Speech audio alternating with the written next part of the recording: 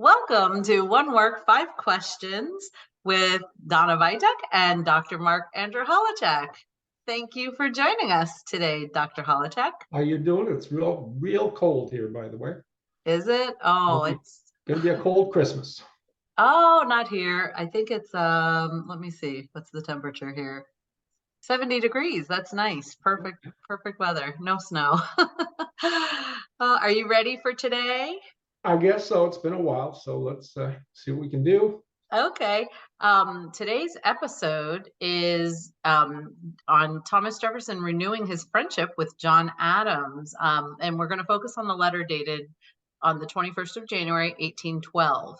And I'll give you a little introduction. On January 21st, 1812, Jefferson pens a letter in reply to a letter from Adams a few weeks ago. The two had a feud and had not communicated for 11 years. With Jefferson's reply, the two would continue a communication unlike any other between any two of the founding fathers. So, Dr. Holowchak, first, before I continue, I want to give your credentials for our viewers, because that's very important when you're doing history, are the credentials of the person doing the research. Dr. Holowchak is a PhD retired professor of philosophy and history who has taught at institutions such as University of Pittsburgh, University of Michigan, Rutgers University, Camden, and Ohio University. He is the editor of Journal of Thomas Jefferson and His Time, and the author-editor of numerous published books and close to 155 essays on Jefferson. So, something like that. And you do you do have a blog, a few blog posts with Abbeville Institute as well, correct? That's right. Should be coming up with something about every week or so. Okay, so people can find your weekly blog posts on Abbeville Institute as well, weekly. That's right. Okay, wonderful. His list of books and locations of his published essays can be found in the video description of this video. With our show One Work, Five Questions, I'll ask Dr. Holowchak 5 questions on one work of Thomas Jefferson's. And I've lost count on how many episodes. It is 27, believe it or not. 27. Wow. I'm so proud of us. Yeah. This is great. Well, if you want to learn about Thomas Jefferson, Dr. Holowchak is the person that has studied him thoroughly. Maybe we could have a feud today and then not speak for 11 years and then resume this correspondence 11 years later with great avidity, just like Jefferson and Adams, right? Oh, no, I don't want to go 11 years. That's a long time. I might not make another 11 years. I might not make another year. Who knows? I that's what neither one of us may be here in 11 years. Okay. Oh boy. Well, that's what I think is so interesting, because what I found most interesting with this topic is what I did research on their ages. That was important to me. I don't know why. I just wanted to know how old they were when they were working together on the Declaration, and then when they became president, and actually their ages apart. As far as the Thomas Jefferson was younger than Adams, so they weren't the same age. So that all of this are things taken into consideration on how things could go opposite direction. So, well, I'm Donna Vitek, and I blab a lot. So we're going to get started, because I could talk about Thomas Jefferson for hours and pick Dr. Holowchak's brain until he has nothing left. I'm getting there. Are you ready for question number 1, Dr. Yeah, Holowchak? let's shoot. Okay. Question number 1. There was a feud between the two that caused a respite of some 11 years. What was the cause? Well, was there one cause? It's difficult to say. Adams, in his administration, he wanted to have Vice President Jefferson to play a vital part. And I think it's fair to say that the other members of his cabinet were hard Federalists and pulled Adams in a different direction. Okay. So that Jefferson really became for the most part, useless vice president. He wasn't put to much use by John Adams. There were, of course, political differences. He wrote his discourses on Davila and another book on constitutions and everything, and Adams revealed himself to be someone who believed in strong centralized government and president with a heavy hand, and Jefferson was not like that. But Jefferson, they met in the Constitutional Congress, right, in the 1770s, and they became fast friends. And Adams quickly took a liking to Jefferson. The point is that when Adams became president, there was institution of the Alien Sedition Acts, which bothered Jefferson greatly. He wrote his Kentucky resolutions, and also the midnight appointments. When before Adams left office, he was sort of coerced to appoint a number of, because with Jefferson coming in, is the Congress is going to be Republican, the presidency is going to be Republican. So Adams was convinced to make the judiciary strongly Federalist by appointing a large number of judges at the last moment before Jefferson took office. And Jefferson was really not too happy about the whole thing. Is that, it wasn't even done necessarily for need. It was done in some sense for spite. So, Right. and so there was tension there. And, when Jefferson was inaugurated, Adams didn't even wait and watch. He took off before the whole thing. So, yeah, that's so sad because, as you see here, and the one of the most recognized photos, they're working on the Declaration of Independence together, and to go from that to having such differences that it would create a rift between them, that's very sad. Yeah, and that was, there were the political differences, but Jefferson always insisted that differences of opinion should not be reasons for people not to be friends. If they were a friendly disposition, if they were a disposition to be amicably disposed towards each other. And Jefferson was different politically from Adams, but he was different religiously from Adams as well. Didn't believe in an afterlife. Adams did, and but they had enough similarities.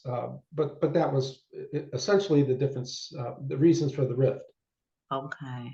Wow. Well, I'm glad this has somewhat of a happy ending. Okay, question number 2. You have told me in private that this correspondence is the richest to be found between any two of the founding fathers. Why is that? Well, I have my biases, of course, but I think, Lester Capon, who wrote on this, he says, I'll read, no correspondence in American history is more quotable or more readily recognized for its historical significance than that of John Adams and Thomas Jefferson. I wholeheartedly agree. Being more of a philosopher than an historian, the correspondence, especially upon resumption after the 11 years of a gap, is tremendously rich. It's rewarding to get. It's Capon's book where he talks about the Adams Jefferson correspondence. I'll bring that up. It's great reading. I highly recommend it to people. I mean, but they shared so many different ideas. There's that famous correspondence on the natural aristocracy that we talked about in an earlier one, where Adams always talks about how wealth and birth are indispensable for a natural aristocracy. Wealth and birth need to be included in politics, and Jefferson says no, it's genius and virtue. So there was a huge political difference. Adams was the practicalist, Jefferson the idealist. Adams appealing to the past. They wrote on God. They wrote on the possibility of an afterlife. They wrote on what the mind was. They wrote on physics. Is the world all matter, or is there spirit? They wrote on the classics. They wrote on philology and languages. And so it's just someone like myself who has interest in philosophical issues and a wide variety of issues. It's a very, very rich correspondence. I think it the correspondence between James Madison, Jefferson's best friend, and Jefferson pales in significance in many respects, even though it's much more voluminous. You don't see the two exchanging ideas at that philosophical level to the extent to which Jefferson and Adams did. And that's why I love it. I want to say, within the confines of that correspondence, one thing that sticks out to me, I'm always interested in psychologizing when I read. I'm doing that when I'm doing my book on Ukraine right now. I'm reading a lot about Joseph Stalin, who was, and I'm always tempted to psychologize about what's going on in Stalin's mind, what happened in his childhood that made him such a cruel and vicious person. Adams not only loved Jefferson, he needed to correspond with Jefferson. As you mentioned, Adams was older by several years than Jefferson, but Adams loved Jefferson, and I dare say Jefferson could have lived without corresponding with Adams, but Jefferson loved Adams as well in a different sort of way. The correspondence was in later life very uneven. Adams would write many more letters to Jefferson than Jefferson would to Adams. That's explicable by Adams' need to correspond with Jefferson, as well as Jefferson having so many more letters that he received that he felt the need to respond to. To give you, I'll give you some evidence of the unevenness when we talked about the natural Edistoy correspondence. Adams writes letters on June 20, June 30, July 3, July 9, July 12, July 13, July 15, July 16, July 18, July 22, August 9, and August 14 of 1813. All these letters, and then Jefferson responds on August 22. And Adams is really getting frustrated. And I'll read something, just a little quote to give you an idea of the unevenness. He says, Adams writes to Jefferson, "Never mind it, my dear sir, if I write 4 letters to your one is worth more than my 4. Then he writes years later, "The seconds of life that remain to me are so few and so short that I cannot stand upon epistolary etiquette. And though I have written 2 letters, yet unnoticed, I must write a third." Unnoticed by Jefferson. "I must write a third because I am not acquainted with any man on this side of Monticello who can give me information on subjects that I am now analyzing and investigating." It's just Adams is admitting that Jefferson has a mind unique in this planet, on this side of the ocean, and I can't write to anybody and get the sort of answers that are as intriguing or singular as those that Adams can give me. So it's just a wonderful, wonderful correspondence, and I invite all readers, all listeners to read that at some point, the complete correspondence. Oh, yeah, that's going to have to be one of mine, and I'm very interested in his correspondence with Abigail, but we'll get to that later. Okay, question number 3. This is somewhat ordinary letter, but that is to be expected given that it is in reply to the first letter between the two in over a decade. I think it was 11 years. Thomas Jefferson begins his letter with the discussion of the specimens of homespun you have been so kind as to forward me by post. What is Jefferson referring? The homespun. Yeah. Adams, in his letter, to go back, it's on January 1, 1812. He writes on the first day of the new year, significant, he chooses that date. Benjamin Rush is behind the renewed correspondence. Dr. Benjamin Rush, about whom we've spoken before, and he's been talking to Jefferson, talking to Adams, talking to other people who know Jefferson and Adams, to get the two together, these 2 great founding fathers. It's a crime that they're not communicating with each other. And he eventually convinces Adams to write a letter.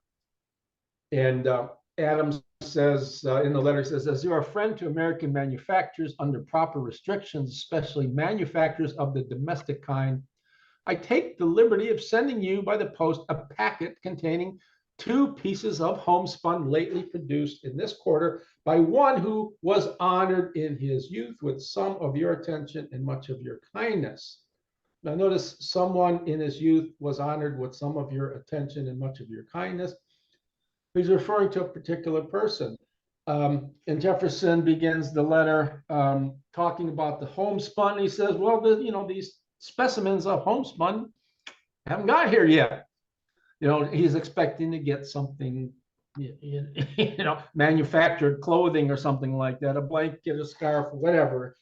And all Adams is referring to is a new book by his son, John Quincy Adams, titled Lectures on Rhetoric and Oratory, published by, in his lectures at Harvard University, coming out in 2 volumes. So it's actually the homespun is spun something created by his son to be sent to Jefferson, and Jefferson doesn't quite know that.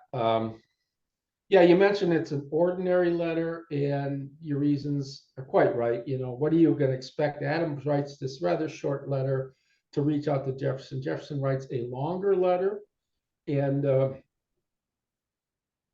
what are you going to expect from, ordinariness is a good way to start. Plainness is a good way to start. You don't want to say anything offensive to run the risk of having another respite in their lengthy correspondence. Right. Yeah. So, and it's been so long since they've spoken, and I'm sure they changed over that period of time. At 11 years, that's a decade. So I'm sure their thoughts, while their positions have changed. Notice I drank my tea out of my Thomas Jefferson mug, right? Oh, he looks different. Well, that's another question that maybe we can discuss sometime is, did Jefferson have a relationship with John Quincy Adams? Yeah, we could talk about that sometime. Okay.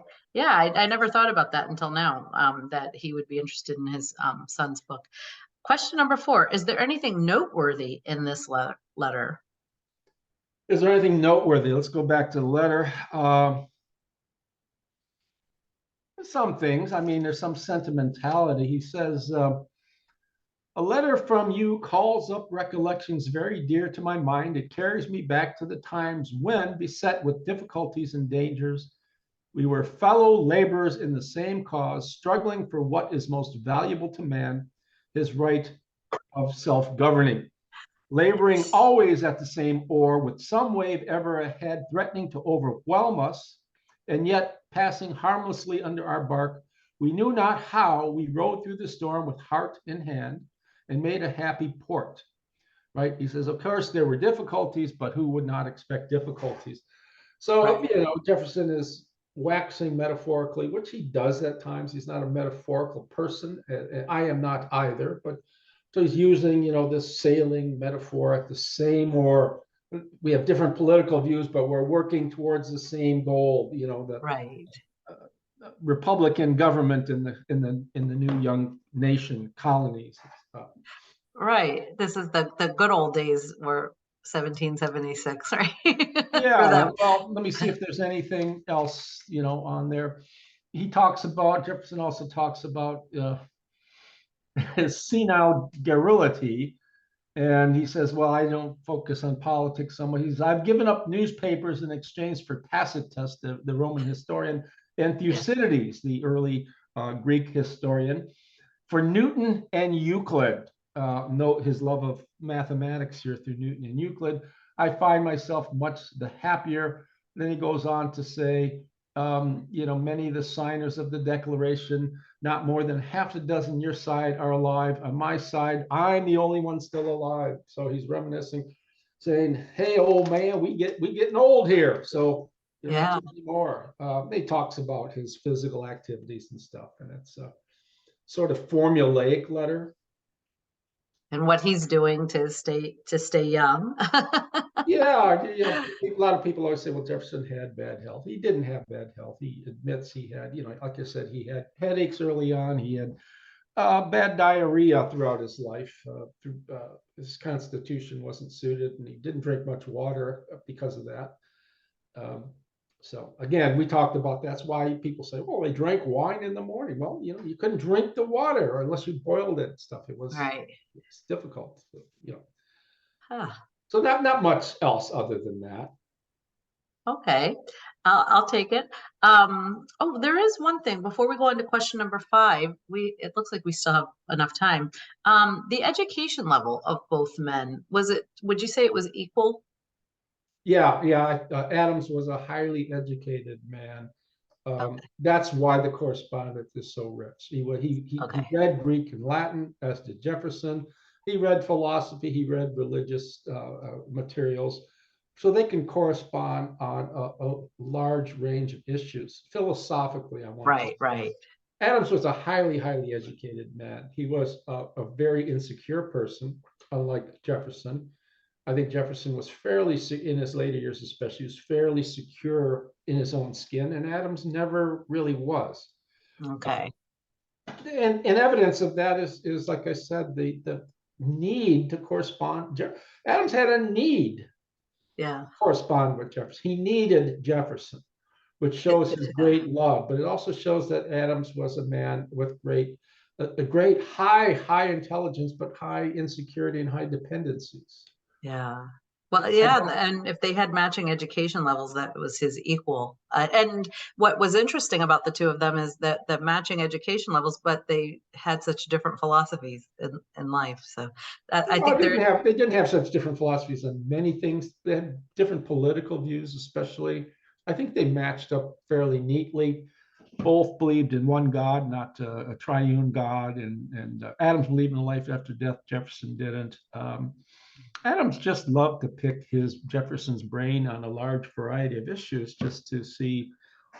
Imagine, you're living back in colonial America. It's not so bad for Adams because living in a city, you had access to a lot of people. Jefferson living out in the country, he had to invite people. He had to invite Madison and Monroe and other people to live by, so he can have correspondence within a close range that he could visit if he wanted to, or they could visit him. But so I mean, what a delight living in this new country. We're city bound a lot yeah. today throughout, especially the eastern part and parts of central. But I mean, these people weren't, and just to have a correspondence where you can write to someone so intelligent and get answers, it was a joy for both. Right. Right. Wow. That book that you mentioned should be an interesting read. The letters, the Correspondence, yeah. compilation. Yeah. Lester Capon's Hmm. uh, Question number 5. Gosh, this went so fast, too fast. Question number 5. Did Abigail have any role in their separation or their reconciliation? does he Because have she had a friendship with Thomas Jefferson. yes, that friendship was fastly formed while Jefferson was in France. I have to go to Capon's book here, pick up something new. She really liked Jefferson, and Jefferson had a fast friendship with her when both of them went to Europe. She was in London, he was in Paris, but they would meet each other at times and they would correspond. And she took a liking to Thomas Jefferson, as did her husband. And when Maria Jefferson, right, was sent to France after 2 years while Jefferson was in Paris, she, of course, went over the Atlantic Ocean and she went to England first before taking a ship to France. And she was met there by Abigail. And Abigail took a great liking to Maria, fell in love with Jefferson's young daughter at the time, who was, what, 8? And Maria loved Abigail. And then when they parted, and Maria had been so Mary at the time, Maria later became so attached to Abigail, she didn't want to leave Abigail. And Abigail had tear-filled eyes when the two separated. So there was a strong attachment there. Now, the question was, what role did she play in this correspondence? When she, of course, took her husband's side in the dispute, Mhm. concerning his presidency. And I probably blame more of this on John Adams than I do on Thomas Jefferson. I think I'm not just biased in that respect, because I think the Alien Sedition Acts of Midnight Appointments should not have been done. Right. And Adams, in my estimation, and there are people who can speak better to this, who know more about, but Adams really was not in control of his own administration. It was the hard Federalists that were with him that were, in my estimation, for the most part, telling him what to do. So he wasn't even his own man. And I think he needs to be faulted for that. Now, when Mary Jefferson, Maria at the time she's called, and she comes back, when she dies in 1804, Abigail hears about this and she's broken up. And so she breaks down, and remember, they stopped corresponding in 1801. This is in 1804, 3 years later. She writes a short letter, relatively short, and she talks about, want to come up, Jeff? Come on. Here's your Jeffy here. Say hello. Hi, Jeffy. Always got to be in the spotlight. She writes to him about the powerful feelings of my heart have burst through the restraint and have called upon me to shed the tear of sorrow over the departed remains of your beloved and deserving daughter. And she writes about, when Maria came to England, and Abigail writes, the tender scene of her separation from me rose to my recollection when she clung around my neck and wet my bosom with her tears, saying, oh, now I have learned to love you. Why will they tear me away from you? This is something, maybe we can talk about Jefferson's relationship with Maria. I think it's a very interesting, different relationship he had with her than with his older daughter. And, Maria must have felt, her heart must have been rent asunder because she had to be taken, away from the relatives with whom she was staying in America when Jefferson wanted her to come to France after their other daughter died. Jeffy wants to go down. Hi, And, Jeffy. but Abigail really loved Maria Jefferson, and so she couldn't hold that grudge. But she ends the letter. She says, I have tasted the bitter cup and bow with reverence and humility before the great dispenser of it, God, without whose permission and overruling providence, not a sparrow falls to the ground. That you may derive comfort and consolation in this day of your sorrow and affliction from that only source calculated to heal the wounded heart, a firm belief in the being, in God. Perfections and attributes of God is the sincere ardent wish of her, note this part, who once took pleasure in subscribing herself your friend. Let me repeat that. That's the sincere and ardent wish of her who once took pleasure in subscribing herself your friend. Jefferson catches that and is pissed. She's writing a letter. I am greatly sorrowful that of your loss of your daughter, but in effect, I'm still not your friend. Right. That's exactly what she's saying. Right. I used to be your friend. I'm not your friend. What's the point of writing a letter? And Jefferson will never forget this. And he talks about this in a letter to her husband, I believe, that, this is her thing, is that she,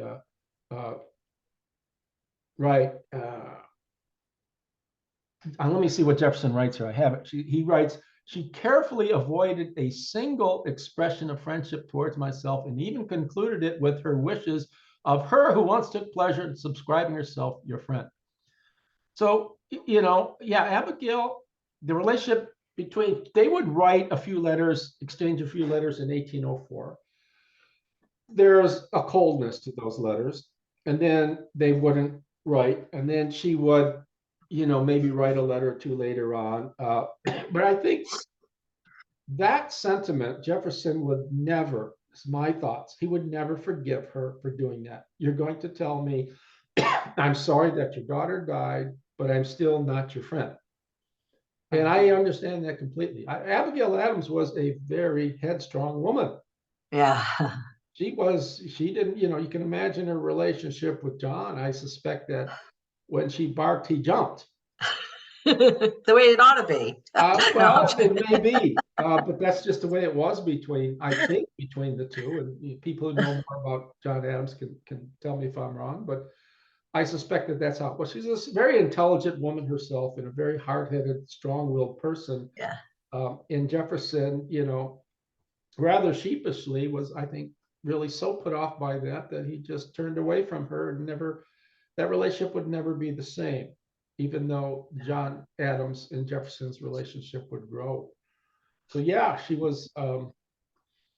she had a role in, I mean, if you, does the letter, did the letter sparked a few letters between the two, but that led to nothing, just died off. And Yeah, because it wasn't until 12 that they 1811, was it? 1811. I'm sorry, 1811 that they or well, yeah, January 21st, 1812. The letter. Oh, 1812, you're right. Yeah, so it was 1801 that the last letter. So yeah, so it was still 8 years after they had corresponded before John and Thomas Jefferson, John Adams and Thomas Jefferson reconciled. So yeah, wow.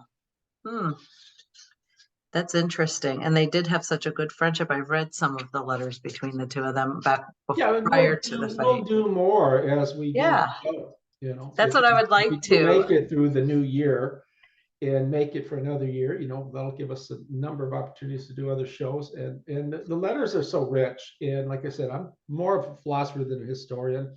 And even when I do history, it's analytic history, insofar as I'm not trying to discover new facts or clues, as I'm looking at what other people have written and trying to make corrections to their interpretation of what happened or how this should be read. You know, I'm not one of those deconstructionists. Thomas Jefferson said this, but let's read into what he really meant. Knowing he was a slave owner and a racist and a rapist and a hypocrite, he says X, but he had to mean something, and then you draw a conclusion from some other planet. Right. He says he was a Republican, but really he wanted to control the world. Right? He wanted to be like Alexander the Great. Yeah, right. Oh, that sells books. Well, that's what happens when journalists try to be historians. Well, journalists have taken over the history profession. If you know, the progressive journalists and stuff who want to undermine the activities and the deeds of the founding fathers. Of course, we talk about they had faults, and that's not a problem, and it's important to talk about that. But right. Our understanding is, I guess, you know, do we want Jerry Springer history? No. You know, and that some of that is fine as far as I'm concerned, as long as it's aimed at truthfulness. But if it's true, if that's how life was, then I agree. Yeah, but I also, there are some large questions like, how did we get to where we're at politically? Why is our country the way it is right now? And we want to know that. There's a sort of causal link that takes us back to the real actions of the founding fathers. What were they aiming at? And to try to sweep away, you know, the whole notion that liberty and equality were not important concepts for the founding. That's just ridiculous. You can't construct stuff like that. Yeah, right, exactly. Yeah. I mean, and there's so much primary source evidence that that is available. So this shouldn't even be a discussion or an argument. But anyway, there's just a lack of appreciation for that. There is one thing before we go. So we did mention that the age difference between the two men, Thomas Jefferson was 7 years younger than John Adams. So when they stopped talking, they were 58 and 65 years old when they stopped talking. And then they didn't resume a relationship again until Thomas Jefferson was 69 and John Adams was 76 years old. So they were yeah, and consider the ages. Okay, that if you relate that to us today, to be 50 at the time would be probably to be 65 in our time, something like that. Life expectancy was very low, especially for females through childbearing. And they didn't have the same, you know, medications and things that we have, medical, you know, knowledge of health. So, I mean, you know, you're talking about for them to extinguish their correspondence when they did. In 1801, it's like neither one really knew that he had many years left to live and that they could do this. They probably thought, you know, we're never going to be corresponding again. We're both rather old, right? We tend to, people don't realize we tend to look at like Plato, I think, what lived to be 80 years old, and Aristotle lived, you know, 60 something, I don't remember. 384, 322. Yes, he was in 62, I think, when he died. But I mean, we tend to look at some of these great writers and we notice that they lived long. Well, part of the reasons why they were great writers, because they did live long, gave an opportunity to write more, think more, to express their views and stuff. So yeah, there was this correspondence between living a long life and being very highly productive. But Right. long life now enables you to be productive. Yeah, yeah. Anyways, your comment about the age discrepancy and that each was of a sufficiently old age when the correspondence stopped is important to know. Yeah, because they had the maturity and life experience at that point when they chose to stop corresponding. They weren't young boys. Right. Okay. Oh, Taking a and great risk. there's something that's very important, a nice piece of history, that the both men died on the same day, on the 50th anniversary of the Declaration of Independence, on July 4th, 1826. Right. On the The spiritualists had a lot to say about that God was behind that. And mm. I'm not going to argue one way or another. Oh, I was thinking the British were behind it, but You never know. Jefferson wanted to live. He wanted to die on that day. He really did. So yeah. So, okay, before we go, we have about 1 minute left. Can you give us a teaser for what's coming up next? yeah, this would be slightly redundant, but the next show is slated to be on the 25th. I doubt it's Sunday. I doubt it's going to be on the 25th because I know you're going to be out partying with All right. bottles of booze all over the place and good food and No, dessert. I'll be watching Mary, did you know? All right. Your baby boy. I will be back in Detroit. So, but I mean, we can correspond around that.